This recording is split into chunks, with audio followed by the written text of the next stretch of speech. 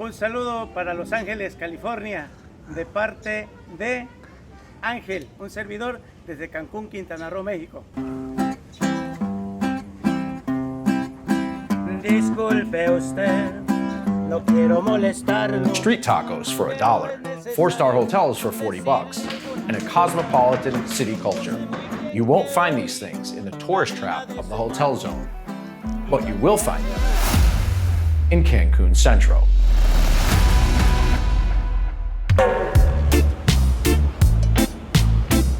While working right from the beach does have its perks, the sand and the seawater are constantly trying to kill your computer.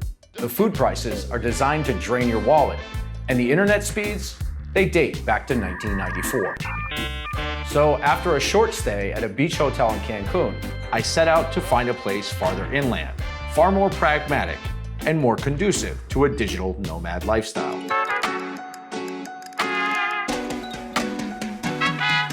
Puerto Juárez. Puerto Juárez is the first part of Cancun, long time ago. I enlisted the help of a local to help me navigate the city. This is my neighborhood where I grew up. Rolando Alvarado, aka Seco, aka Vitaminas, aka Rolas, is a friend and local fixer. He sometimes acts as my driver. Mire, esto le voy a presentar a mi amigo el güero. And sometimes a personal chef. What are you making? Sopa de estrellitas. Mexican Campbell's soup. And he can get things for me and get them at local prices. He knows the city, the culture, and more importantly, he knows the streets. We're going to the Maquero, Lombardo Toledano, but we call the Long Beach. Long Beach, the LBC. Long Beach. Where Snoop Dogg is from. Yeah. So after taking in the city and meeting a few of the locals, I found a place right in downtown Cancun, not too far from the beach. It was close to the bus station and more importantly, the local Walmart, where I picked up some very high-end camera gear to shoot with my Pixel 4a since I decided to travel light without lugging around all my heavy film equipment. For less than $40 a night, I got a 4-star hotel. It had fast Wi-Fi, a view, room service, a pool, a gym, and a nightclub on the roof. Nebrina, the hotel's rooftop bar, has become a local hotspot with hipsters and high society types. In the few weeks that I was there was a salsa night, a flamenco show, and an 80s rock cover band concert. This rooftop bar was a really cool place to hang out with a super fun, friendly local staff. Bueno, de Cancún me gustan lo que son las fiestas, la facilidad de trabajo y bueno, la variedad de culturas que se puede manejar aquí. Sebastian Torres, the bar's manager, like the rest of the employees, hardly has any time off to enjoy the paradise he lives in. Like when I tell some people that, hey, I'm from Cancun, they're like, oh, you go to the beach like every day and you have like, you live in paradise. No, the truth is we have to work every day. We have like 1 day off a week. And even on our day off, we do not go to the beach because we're used to it. I felt a sense of isolation set in pretty quickly, working alone in my hotel room. So I set out to find local co-working spaces. At iOS offices for $15 a day, I had a desk space, blazing fast Wi-Fi, free coffee, and a sort of strictly business culture. Selena, also in downtown Cancun, is a better fit for the backpacking crowd. It doubles as a hostel, and they've got things like yoga and meditation classes. Spending time in these co-working spaces helped me really adjust to life as a digital nomad and helped me see it as a practical, functional lifestyle.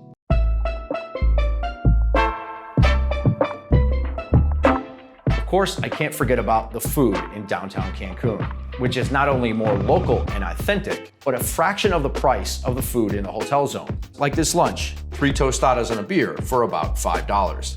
Or breakfast, an entire plate of huevos rancheros, 2 margaritas, and a shot of tequila for less than $10. Buenos dias, Mexico. Great when you're as hungover as I was.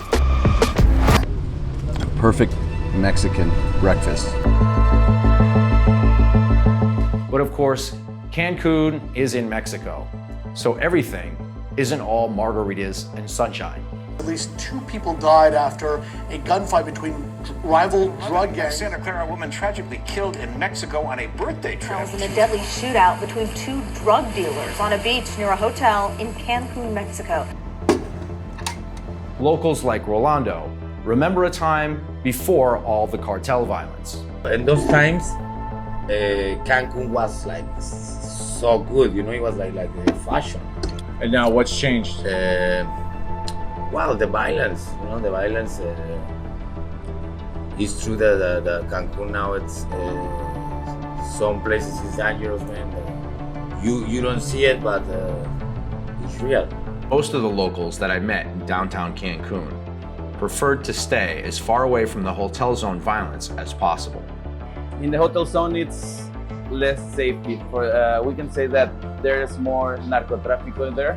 The people fight the plaza, so it's not 100% safe for the tourists to go to the hotel zone.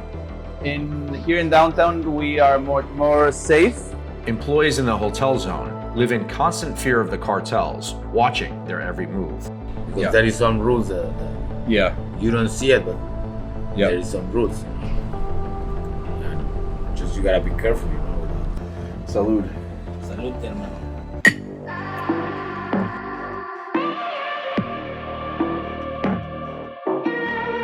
Working remotely from Cancun came with mixed feelings. It's an exotic location with executions right on the beach. And for an American, things can be bought cheaply, but you're constantly reminded that it comes at the cost of local poverty and child labor. If there are takeaways from my time here, I'd say 1, find a local to help you navigate the city. Pay someone if you have to.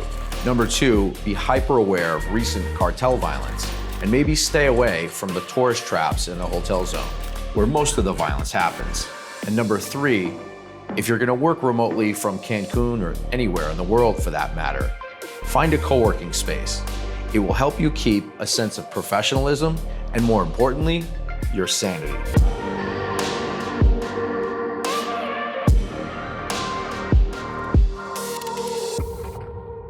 Mas nunca duda de su amor, hay que esperarse.